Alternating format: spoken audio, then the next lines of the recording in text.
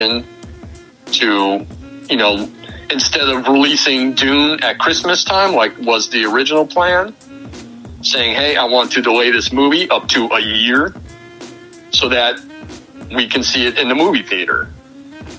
Because that's how he wants his film seen. Now, I'm really stoked for Dune. I'm happy that they moved it.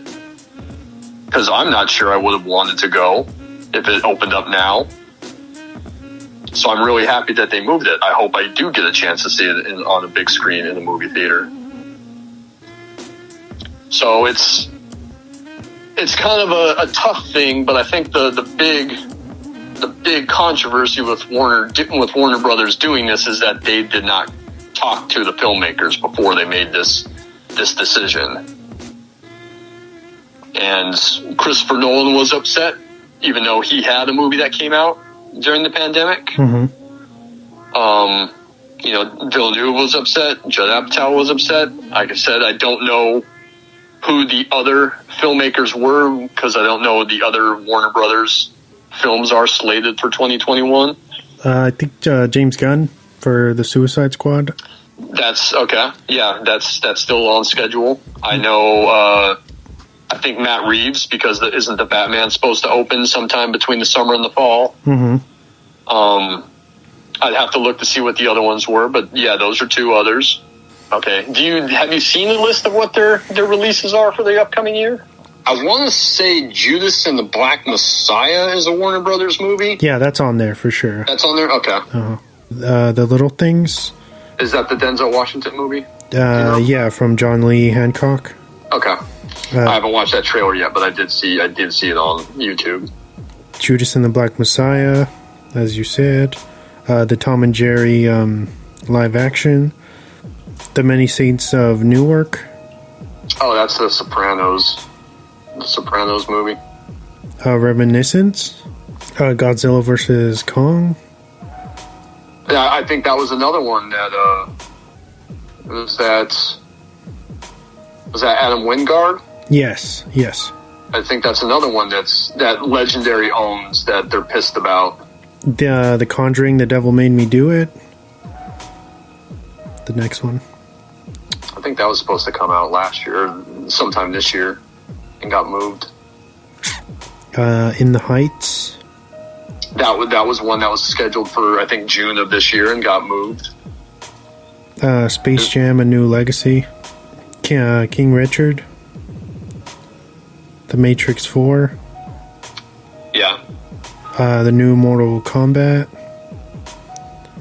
Malignant. Those Who Wish Me Dead.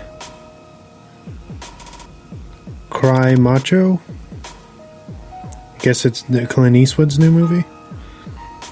And that's it. And Dune, obviously. Yeah, well, I passed that by. Mentioned at the top of the list, yeah. So yeah, that's their slate for 2021, and I'll be interested to see if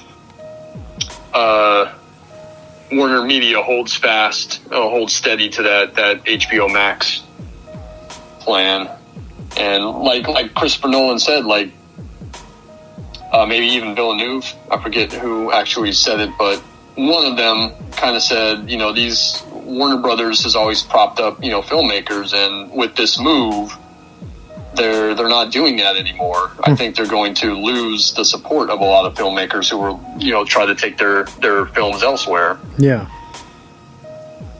And for the studio to lose someone like Christopher Nolan, who's made, I think, 75% of his movies for Warner Brothers, that would be a huge loss.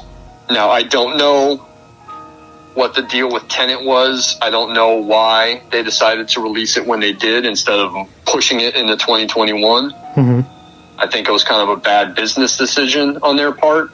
I know that it was kind of a, this is the movie that we're going to release in theaters that will get people to come back. But that was the plan when, things will be okay by the summertime. But obviously they weren't.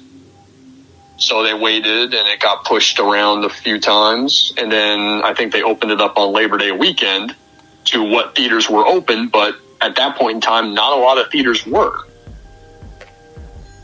So it was kind of a weird decision to do that because you're not going to be making the money that you should make. A movie that could probably clear 150 mil on opening weekend, mm-hmm. it won't do that business no matter what. I think it barely cleared 20 on opening weekend. And that's because a large majority of the country, at least the major markets, were still shut down. New York, Los Angeles, San Francisco Bay Area. San Diego was open at the time. But even then, it did a little bit of business, but not a whole lot. And I think a lot of that was some people being very cautious about wanting to go back into the movie theater.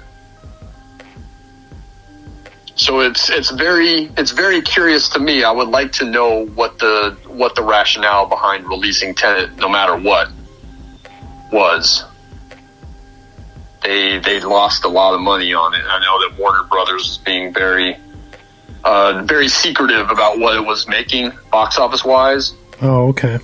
Because they didn't want it to seem like a failure, because here's a movie that should be making a lot of money and is not. But it's also, well, you didn't release it at a good time. This is a very bad time.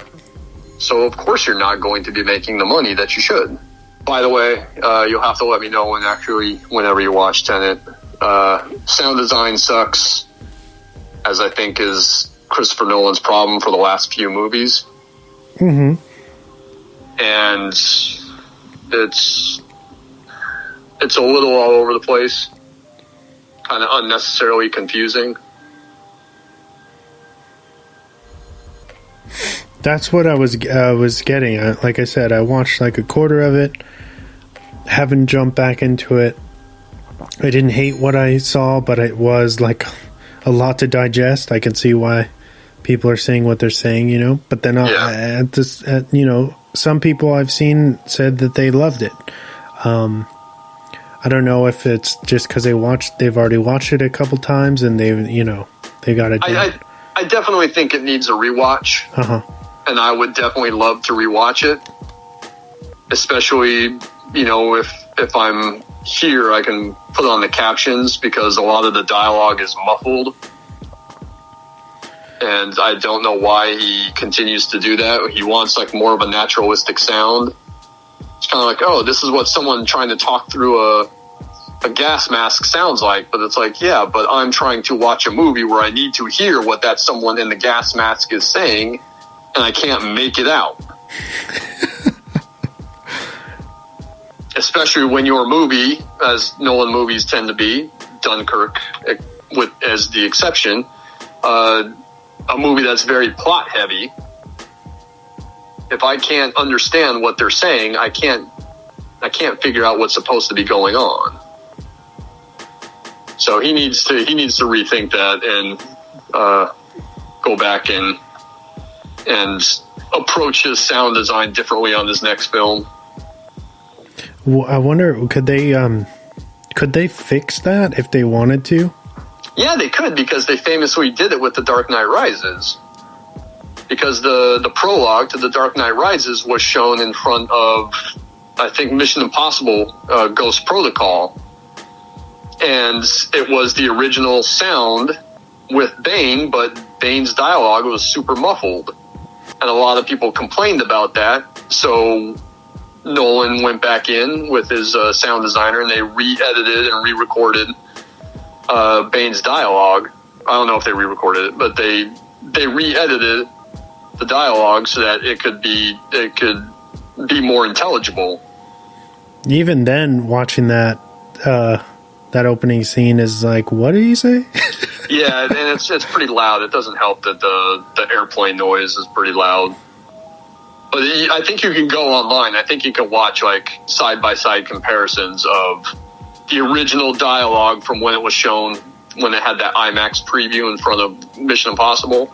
Uh-huh. And then you can watch like the final version that got released theatrically like 7 or 8 months later. Well, I'm just saying Because, I mean, if enough people, and I've seen, you're not the only one, I've seen a bunch of people online complaining about how the sound mix is garbage for Tenet. Yeah. So it'd be cool if they released another cut of the film with the upgrade of that. Hey, you know, when you're making a movie where I'm supposed to understand what people are saying and the dialogue is muffled, then you're failing at that aspect of the filmmaking. Especially for something like you were just saying, a movie that's like needs your 100% of your attention, you know? Yeah, because the plot's very dense. I will say that there's a couple of fantastic sequences in the film, action sequences. The car chase, the one that you see in the preview where the car goes backwards, like it flips and then it kind of unflips and goes backwards, is awesome. There's a fight scene with John David Washington where he's fighting a guy in the hallway and the guy is fighting backwards. That's really awesome. John David Washington and Robert Pattinson are both really good together. And it's got some solid chunks in it. I do think it needs a rewatch, but I wasn't sold on it when I saw it. And by the way, I saw it safely because I'm running it. They had a 70 millimeter run, so that's where I was involved with it. I didn't rush out and go watch a movie in the theater right away. It was, I'm working, I'm running it, so I'm watching it while I'm running it. Man, I really wanted to, but then hearing how the lukewarm response to it was like, oh, maybe that was good that I didn't put myself at risk. Yeah, it's not worth it. So I don't know what the Warner Brothers rationale was behind releasing it when things were obviously not in good shape. You know, they should have just waited until next summer. Fix the sound design and then yeah, fix the sound design. Re-release it when the movie theater's open. That's a great idea, Wesley.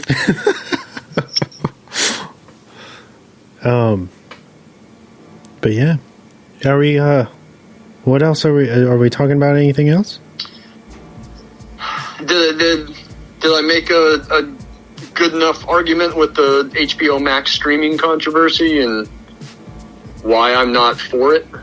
Yeah, no. Did that all make sense? Of course. I wasn't just rambling for 20 minutes. No. You know, obviously I don't work in the industry the way that you do, but I completely empathize with your position, and I feel the same way. I think I don't know if it's people are more upset because it's being put on there on Max, more so for free. Of course, you have to subscribe to that thing, but it's not like VOD where the movie's actually making money as well. So there's that. But Excuse me. But yeah, I mean, it puts theaters who are already, as you said, hurting before all of this in really, really immense danger. Yeah, because you have the trickling effect that might happen with other studios jumping on board and really trying to go for this and maybe not stopping. Yeah, and it's a tough position to be in right now because we're still in the middle of a pandemic. That's not going to get any better for the foreseeable future.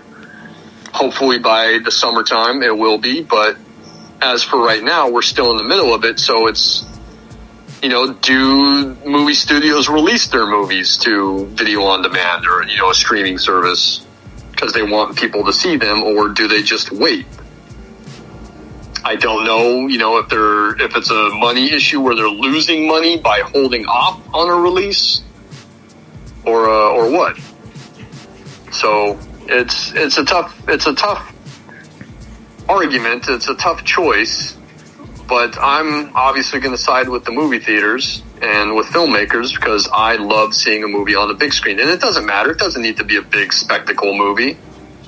I mean, like we talked about at the top of the show, The Lodge was the last movie I saw in the theater. I loved seeing it in the theater. I love seeing movies in the theater. So it can be a small movie. It can be a big movie. I would much rather see it in the movie theater on a big screen. then, watch it at home. If I have to watch it at home because I missed it in the theater, that's the